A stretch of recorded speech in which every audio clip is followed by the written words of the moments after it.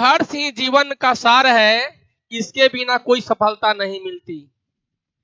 तो संघर्ष बहुत जरूरी है, क्योंकि संघर्ष जीवन का सार होता है, इसके बिना कोई सफलता नहीं मिलती। इसी शब्दों के साथ चलिए आज के सेशन को शुरू करते हैं। पैरामेडिकल नर्सिंग फार्मेसी में एडमिशन लेना है, लास्ट टाइम चल रहा है, आप हमारे टीम से संपर्क कर सकते हैं। एडमिशन बिल्कुल फ्री ऑफ कॉस्ट है, सिर्फ आपको रजिस्ट्रेशन चार्ज देना है। पाठ्यक्रम शुल्क जो है आसान किस्त में देना है, कोई मतलब दिक्कत वाली बात नहीं है। चलिए आज के सेशन को शुरू करते हैं। आज हम लोग को पढ़ना है एडिमा।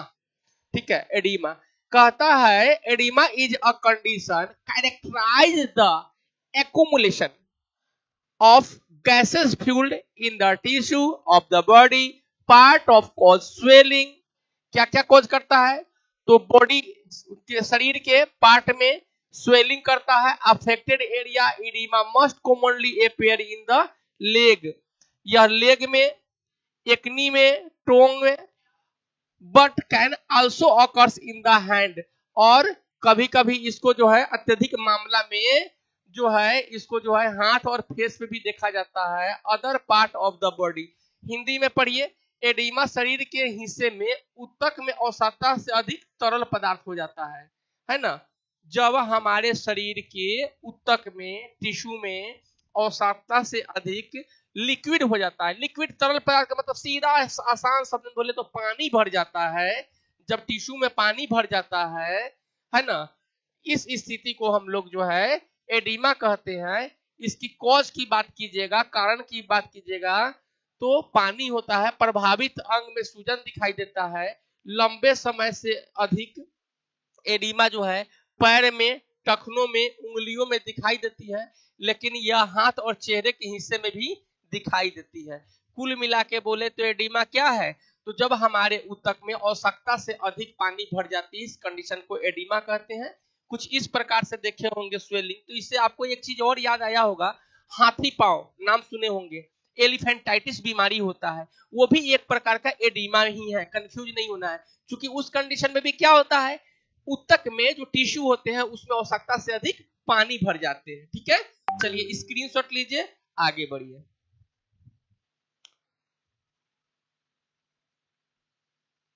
बड़ा कर दे क्या? चलिए बड़ा कर दिए। चलिए अब की ऑफ एडिमा, की सिम्टम ऑफ एडिमा, इसके कुछ सिम्टम है, उसको जानिए कि भाई हमको जब एडिमा होगा तो क्या क्या लक्षण देखने को मिलेगा, मरीज में क्या क्या लक्षण होता है देखने को मिलता है। चलिए उसको समझते हैं, जानते हैं। चलिए तो सबसे पहले जो है प्रमुख जो लक्षण है इसमें क्या है, स्वेलिंग ऑफ द फीट, पैर में सूजन, एकल में यानी टखना में, हैंड में, हाथ में, और अदर बॉडी पार्ट में आपको जो है शरीर के अन्य हिस्सों में जो है आपको देखने को मिलेगा। क्या मिलेगा? सूजन। Tight and shining skin over the swollen area, यानी सूजन वाली जगह और त्वचा की खींचा और चकदार दिखाई देना शामिल है।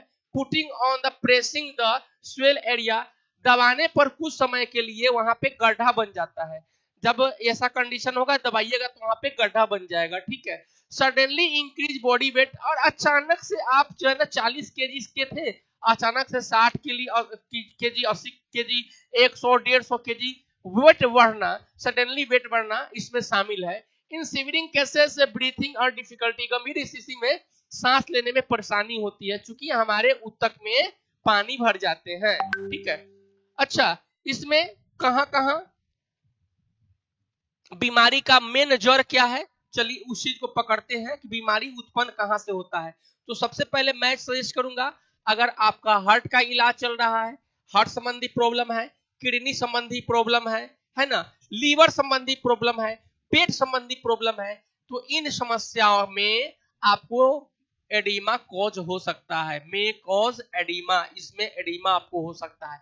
इसका मतलब ये नहीं है कि आप फ्यूसेमाइड ले रहे हैं, एडिमा की दवा ले रहे हैं तो पेट का या लंग्स का या अदर कोई हार्ट का दवा चल रहा है तो उसको बंद करना है, नहीं, ये भी चलेगा वो भी चलेगा, दोनों साथ साथ चलेगा। ठीक है। और इसमें जो है आगे बढ़ते हैं, पहले इसका स्क्रीनशॉट ले लीजिए फिर आगे बढ़ते हैं। स्किप मत कीजिएगा, अगर स्किप कीजिएगा डियर समझ में नहीं आएगा। और सभी मेडिकल प्रोफेशनल के लिए है, चाहे आप किसी भी मेडिकल के फील्ड में वर्क कर रहे हैं, है ना, आयुष डॉक्टर है, एलोपैथ डॉक्टर है, नर्सिंग है, फार्मेसी है, पैरामेडिकल वाले हैं, सबके लिए है। चलिए इसके कॉज को एक बार समझिए, कारण को जानते हैं। 100 का एक बात है एडिमा, हम लोग ये जाने कि जब हमारे शरीर में सब ऊतक में पानी होता है, ऐसा नहीं है, बट आवश्यकता से अधिक पानी हो जाना ये जो है एडिमा के कारण होते हैं, ठीक है। और ये ज्यादातर जो है हाथ पैर फेस और एक्नी में दिखाई देते हैं। इसके लक्षण को समझिए, एडिमा में भी occurs due to prolonged standing और सिटिंग। मतलब क्या है कि जब हम लोग लंबे समय तक बैठने या खड़ा होने का काम करते हैं, उस कंडीशन में ज्यादा जो है हमको ये चीजें दिखाई देता है। एक्सेसिव सॉल्ट इनटेक, और कोई कोई आदमी तो भैया कितनियों नून रखा जाएगा सब्जी में, लेकिन ऊपर से जब तक एक चम्मच नून, सॉरी गिलास बोल दिए, एक चम्मच नून नहीं लेगा, नमक नहीं लेगा, उसका पेटे नहीं भरेगा, है ना। तो अत्यधिक साल्ट खाना भी आपको जो है एडिमा के कारण बन सकते हैं। सर्टेन मेडिसिन और मतलब जो है कभी कभी क्या होता है कि हम लोग जो है मेडिसिन का उपयोग कर लेते हैं, है ना। और वेनस प्रॉब्लम, वेन का अगर जो है कहीं नस की समस्या है, हार्ट का समस्या है, किडनी का समस्या है, लीवर का समस्या है, और लो प्रोटीन है, यानी कि शरीर में एल्बुमिन की कमी है, लो प्रोटीन है, उस कंडीशन में भी हमको एडिमा देखने को मिलता है। और खास करके जो हार्ट वाले मरीज है, किडनी के रोगी हैं, पेट के रोगी है, लंग्स के रोगी है, इनमें ज्यादा देखने को ये चीजें मिलता है, ठीक है। स्क्रीनशॉट लीजिए, आगे बढ़ते हैं। अब भाई इसकी डायग्नोसिस की बात कीजिएगा तो फिजिकल एग्जामिनेशन इसमें बहुत जरूरी है। एग्जामिनेशन क्या करना है तो समझ लीजिए, एग्जामिनेशन आपको करना है कि आप शरीर का परीक्षण कीजिए। मैं हर वीडियो में बताता हूं आपको कि आप मरीज का वाइटल साइन प्रॉपर रूप से लीजिए, उसकी पेशेंट का हिस्ट्री लीजिए पहले से। अब पता चलेगा आप एडिमा का इलाज चल रहा है, पता चलेगा मरीज को पहले से किडनी का बीमारी था, मरीज को फेफड़ा का बीमारी था, मरीज को पेट का बीमारी का इलाज चल रहा है। तो क्या है कि जब उसका हिस्ट्री लेंगे ना तो आपको ये चीजें आसानी से मिल जाएगा, क्योंकि मैंने सिम्टम में बताया आपको कि किडनी, हार्ट, लीवर, पेट, लंग्स, इसमें अगर समस्या है, इसका इलाज चल रहा है, तो ये ज्यादा अकर करता है, ज्यादा कोज करता है भाई एडिमा के लिए, ठीक है।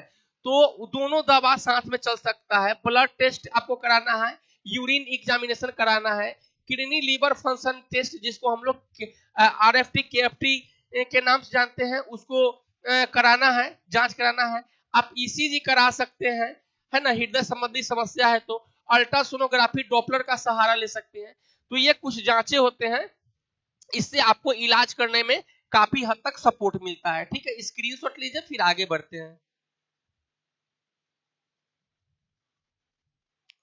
ट्रीटमेंट की बात कीजिएगा तो ट्रीटमेंट समझ लीजिए, आपको मैं बता रहा हूं, ट्रीटमेंट जो है ये डॉक्टर के विवेक और रोगी के कंडीशन के ऊपर निर्भर करता है, according to patient disease and condition.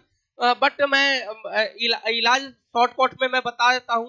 हाँ, एक और बात है, यह स्टडी पर्पस के लिए है, अगर नॉन मेडिको है तो कृपया इस वीडियो के आधार पे किसी का ट्रीटमेंट ना करें, ठीक है। यह स्टडी पर्पस के लिए। Treatment depend on the underlying cause, मतलब यहाँ कुल मिलाकर के ये बोलना है कि डिपेंड उसके मूल कारण, अंडरलाइन कॉज, मूल कारण के ऊपर डिपेंड करता है।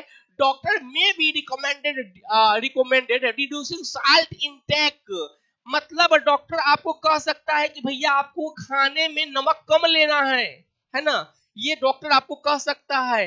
इवेल्युएटिंग द अफेक्टेड लिम्ब, और साथ ही जो है अंग को ऊंचा रखने की सलाह, अवॉइडिंग प्रोलॉन्ग सीटिंग और स्टैंडिंग, और ज्यादा देर खड़ा रहना, लंबे समय तक ज्यादा देर बैठने के लिए भी डॉक्टर आपको मना कर सकते हैं, ठीक है, इसका ध्यान रखना है।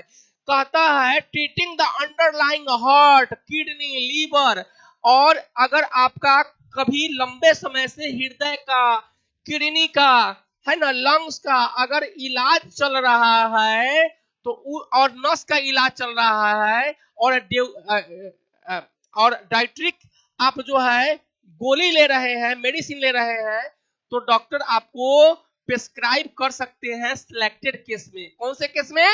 सिलेक्टेड केस में आपको सलाह, यानी कहने का मतलब कि अगर किडनी, लीवर, हार्ट, लंग्स, इन सभी का अगर आपको इलाज चल रहा है तो इसके साथ साथ एडीमा का भी इलाज चलेगा, छोड़ा नहीं जाएगा। समझ रहे हैं ना, दोनों साथ साथ चलेगा। तो अब इसको हिंदी में थोड़ा सा समझिए। एडीमा का मूल कारण निर्भर करता है, डॉक्टर उसे कारण पर निर्भर करता है। डॉक्टर नमक की मात्रा को कम कर सकता है, प्रभावित अंग को ऊंचा रखने की सलाह, लंबे समय तक खड़ा होना, बैठने की सलाह दे सकते हैं कि भाई इतना देर तक खड़ा नहीं होना है, बचना है। किडनी, लीवर की समस्या है, नस की समस्या है, तो उपचार का सलाह दे सकते हैं। कुछ स्थिति में डॉक्टर पानी की दवा भी लिख सकते हैं, और फ्यूरसेमाइड इसकी प्रमुख दवा होती है। हालांकि इसमें 5 मैं मेडिसिन बताऊंगा जो जरूरत के हिसाब से आप पेशेंट को दे सकते हैं, ठीक है। और डाययूरेटिक जो है दवा लिख सकते हैं। इंपॉर्टेंट है, बिना डॉक्टर के सलाह के डाययूरेटिक मेडिसिन नहीं देना है, नहीं शुरू करना है। अचानक अगर सांस देते हैं तो सांस फूल सकता है, सीना में दर्द हो सकता है, और इससे बचने के लिए आप एक डॉक्टर के अंडर ही अपना ट्रीटमेंट कराएं, डॉक्टर के सुपरविजन में ही ट्रीटमेंट कराएं। इडीमा की दवा इसे कारण पर निर्भर करती है, केवल सूजन देकर दवा देना सही नहीं है।